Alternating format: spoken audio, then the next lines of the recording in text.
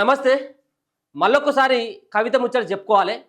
ముఖ్యంగా కాసేపటి క్రితమే అయిపోయినటువంటి మీటింగ్ కూడా ఏదో బీసీల మీద ప్రేమ ఉన్నట్టుగా నవ్విపోతురుగాక నాకేం సిగ్గు అన్నటువంటి తీరుగా కల్వకుంట్ల కవితక్క మెడలో ఒక జెండా వేసుకొని అలాగే ఇక్కడ ఒక ఫ్లెక్సీ పెట్టుకొని ఆమె మాట్లాడుతూ ఉన్నది. ఏదో వాళ్ళ అయ్యా ఈమె వీళ్ళ అన్న బీసీలకు ఏదో ఉద్ధరించినట్టుగా వాళ్ళు మాట్లాడుతూ ఉంటే జనాలందరూ కూడా పగలబడి నవ్వుతూ ఉన్నారు.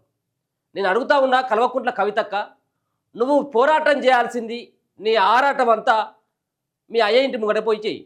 ఎందుకంటే ఇప్పుడు అత్తగారింటికాడ ఉంటున్నట్టున్నది, మీ అయ్య ఇంటికాడికి పోయి ఆ ఫామ్ హౌస్లో పండుకున్నట్టున్నది. లేపి ఒకసారి అడుగు, మీ అయ్యని అడుగు.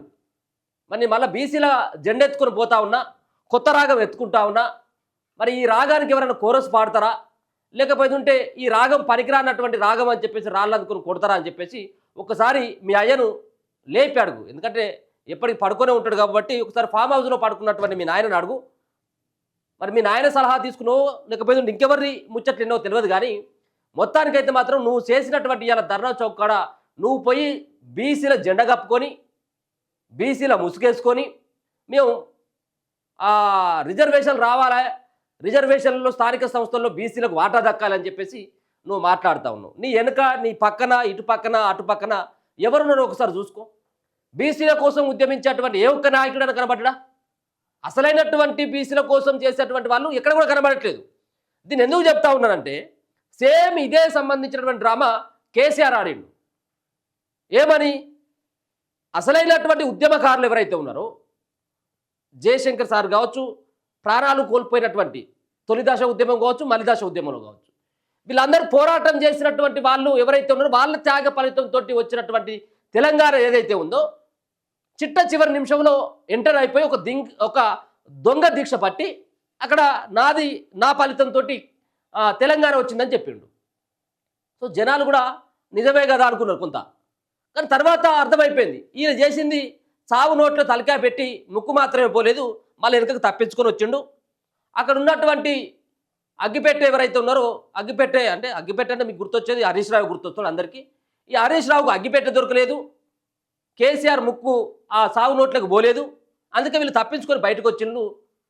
పాపం వీళ్ళు కూడా ఉద్యమం చేసిందని చెప్పేసి నమ్మిండు. పాపం నమ్మిళ్ళు 2 సార్లు అధికారం ఇచ్చిండు. 2 సార్లు అధికారం ఇచ్చిన తర్వాత వెనకమేటి ఒక దాని ఇల్లు తెలంగాణ జనాలంతా 7-8 లక్షల కోట్ల అప్పులు తీసుకొచ్చిండు, జనాల మీద రుద్దిండు.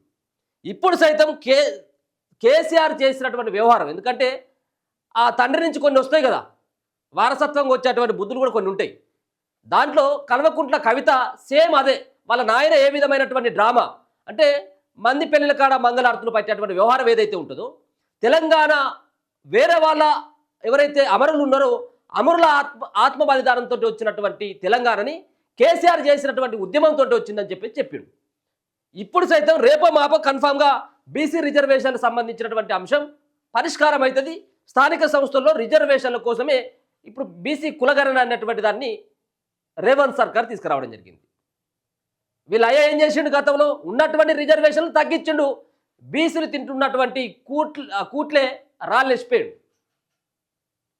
మళ్ళీ దీన్ని కప్పిపుచ్చుకునేందుకు ముసలి కన్నూరు కార్చేటువంటి ఒక కార్యక్రమాన్ని తీసుకొచ్చుకొని ఇలా బీసీల పట్ల మేము ఉంటాం అని రేపో మాపో అమలయ్యేటువంటి ఈ బీసీ రిజర్వేషన్లో నా వాటాతోటి నేను చేయడం ద్వారా మాత్రమే బీసీలకు రిజర్వేషన్లు వచ్చినాయని ఇక బీసీలను ఈ విధంగా పెట్టుకోవాలి. నేను అడుగుతా ఉన్నా కల్వకుంట్ల కవితమ్మ, నువ్వు చేసేటువంటి ఉద్యమం కావచ్చు, బీసీల గురించి మాట్లాడుతూ ఉంటే పక్క నవ్వుతా ఉన్నారు జనాలందరూ. అరే నువ్వు చేసేదేంది?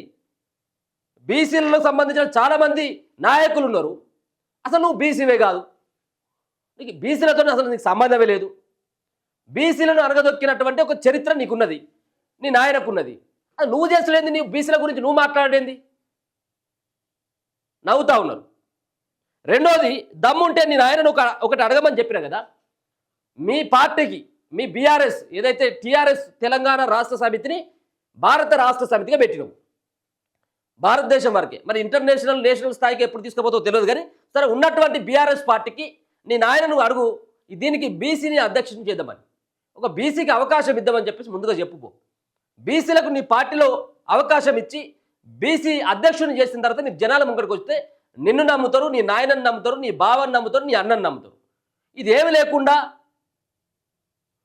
మనకేమో మన పదవులు మనకు ఉండాలి, ఈ పదవులు ఈమెకేమో జాగృతి ఉండాలి, ఇంకోళ్ళకేమో వర్కింగ్ ప్రెసిడెంట్, ముసలాయనకేమో అధ్యక్షుడి బాధ్యతలు. అంటే ఆ పార్టీలో మీరు మాత్రమే ఉండాలి వెలుబలు. కానీ ఇలా బీసీల దగ్గరికి వచ్చి ముసలి కన్నీరు కారుస్తా ఉన్నావు. అంటే మరి మీ పార్టీలో ప్రక్షాళన చేసుకోవాలి కదా ముందుగా. నువ్వు ఎవరి గురించి అయితే మాట్లాడాలనుకున్నావో, బీసీల గురించి ఏదైతే మాట్లాడాలని చెప్పేసి అనుకుంటా ఉన్నావో, ఆ బీసీలకు సంబంధించినటువంటి ఏదైతే మీకు మీకు ప్రేమ ఉన్నది అనుకుంటే మీరు కన్ఫామ్గా మీ పార్టీలో ఫస్ట్ ప్రక్షాళన చేసుకో. కేవలం ఇదంతా కూడా డ్రామా. ఏం డ్రామా? లిక్కర్ సంబంధించినటువంటి కేసులో కల్వకుంట్ల కవిత ముఖం చూపెట్టుకున్నటువంటి పరిస్థితి లేదు. ఎవరైనా వచ్చినా కానీ బయటకు వచ్చినా కానీ కనీసం దేకను కూడా దేకట్లేదు. ఇప్పుడు ఈమె పక్క మీద నడుచుకుంటూ పోతుంటే ఇంకా ఉన్నటువంటి జనాలు ఇంకా కొంత దూరం నుంచి పోతా ఉన్నారు. ఎందుకంటే ఈ సారవాసన మాకెక్కడ అడ్డుకుంటుందో అని, ఈ పేరు మాకెక్కడ వస్తుందో అని చెప్పి నిన్ను ఎవరు కూడా నమ్మట్లేదు. అయితే ఇప్పుడు ఏం చేయాలి? ఒక నక్క డ్రామా ఆడాలి. నక్క డ్రామా ఆడి ఇలా జనాలందరినీ కూడా మోసం చేయాలి. ఈ మచ్చ తొలగించుకునేందుకు ఈ డ్రామాకు తెరలేపింది. అంతే తప్పించి ఇలా బీసీల మీద ఉన్నటువంటి ప్రేమో లేకపోయినట్టు బీసీలోకి పదవి రావాలనో ఏమి లేదు. 10 ఏళ్ళుగా వీళ్ళ నాయన వీళ్ళు ఎవరు కూడా పట్టించుకోలేదు, బీసీలను పట్టించుకోలేదు. దయచేసి చెప్తా ఉన్నాను, ఇక్కడ ఈ బతుకమ్మను నమ్మకుర్రి. ఈ బతుకమ్మను కనుక నమ్మితే బతుకాగమైపోతుంది. దయచేసి ఈమె చేసేటువంటి ఉద్యమంలో కానీ బీసీల పట్ల మాట్లాడుతున్నటువంటి మాటల్లో ఎలాంటి వాస్తవం లేదు. ఫామ్ హౌస్లో పడుకున్నటువంటి వాళ్ళ అయ్యసాక్షిని చెప్పమని చెప్పు. కల్వకుంట్ల కవితమ్మ, మీ అయ్యసాక్షి ఒక్కసారి చెప్పు. నిజంగా కూడా బీసీల మీద ప్రేమ ఉండే నేను ధర్నా చౌక్ వచ్చి నేను ధర్నా చేసినని మళ్ళీ ఇలా బయటకు వచ్చి ఆమె చెప్తుంది కదా, ఇంకా మహానుభావులతో పోల్చుకుంటాంది వాళ్ళ అయ్యను, ఈ తెలంగాణ జాతిపితను. ఈయనను పొగుడుకుంటూ మా అయ్య బీసీలకు న్యాయం చేసిండు. ఏం న్యాయం చేసిండు? ఏ ఊరగా పెట్టిండు? బీసీలకు ఉన్నటువంటి రిజర్వేషన్లు తీసేసిండు కదా. మళ్ళీ ఇంకా వేరే పార్టీ ఏమీ చేయలేదు. ఇక్కడ ఉన్నటువంటి ఒక బీఆర్ఎస్ పార్టీ ఇలా రాష్ట్రానికి అంతా కూడా చేసి పెట్టింది, బీసీలకు తీసుకొచ్చి పెట్టింది, రిజర్వేషన్లు పెట్టింది, రాజకీయ భిక్ష పెట్టింది. ఒకవేళ కనుక కేసీఆర్ లేనట్టయితే ఉంటే అసలు తెలంగాణలో బీసీలో ఉండకపోవన్నటువంటి ఒక ప్రయత్నం చేసేటువంటి ఆ విధంగా ఆమె మాట్లాడుతూ ఉన్నది. నిజంగా కూడా ఇప్పటికైనా మేము అంటా ఉన్నాం, నవ్విపోదురు కాక నాకేం సిగ్గన్నట్టుగా మాట్లాడితే జనాలు కూడా నమ్మే పరిస్థితులు లేరు. నువ్వు ఇప్పటికైనా ఈ డ్రామాలు బంద్ చేయి. నీ డ్రామాలని, మీ ఫ్యామిలీ డ్రామాలు అందరూ కూడా ప్రజలందరూ కూడా పసిగడతా ఉన్నారు. నువ్వు చెప్పేటువంటి అన్నీ కూడా ఇలా ఏదో మిగతా సంబంధించినటువంటి అమరుల పైన ఓ ప్రేమ కురిసిపెట్టేటువంటి ప్రయత్నం చేస్తూ ఉంది. అంతేకాకుండా రాజ్యాంగాన్ని రచించినటువంటి అంబేద్కర్ గారిని అవమానించినటువంటి కేసీఆర్ను పొగుడుకుంటూ అంబేద్కర్ పైన ఆయన పైన ఈమె ఏదో ప్రేమ కురిపించేటువంటి ప్రయత్నం ఈమె చేస్తూ ఉన్నది. అంటే వీళ్ళ నాయన గతంలో అన్నటువంటి రిపీట్ చేసుకుంటే రాజ్యాంగాన్ని కూడా మార్చాలి అని చెప్పేసి రాజ్యాంగాన్ని అలాగే అంబేద్కర్ గారిని అవమానించినటువంటి నీచులు వీళ్ళంతా. ఈ నీచులు ఇలా మళ్ళీ బీసీల దగ్గరికి వచ్చి బీసీ ఉద్యమంలో మేము ఉన్నాం అంటే పచ్చగుండ కాడ తిందాం, బెచ్చగుండ కాడ పందాం. సో ఇగో ఈ డ్రామాలు ఆడుతూ ఉన్నారు కల్వకుంట్ల ఫ్యామిలీ అంతా. దయచేసి ఈ విషయంలో ఆలోచించాల్సినటువంటి బాధ్యత బీసీల పైన ఉన్నది. దయచేసి అటువైపు వెళ్ళకండి. బీసీలకు కనుక రానట్టయితుంటే ఖచ్చితంగా ప్రభుత్వాన్ని గల్లబట్టి అడగాల్సినటువంటి బాధ్యత ప్రజల మీద ఉన్నది, ఇవ్వాల్సినటువంటి బాధ్యత ప్రభుత్వం పైన ఉన్నది.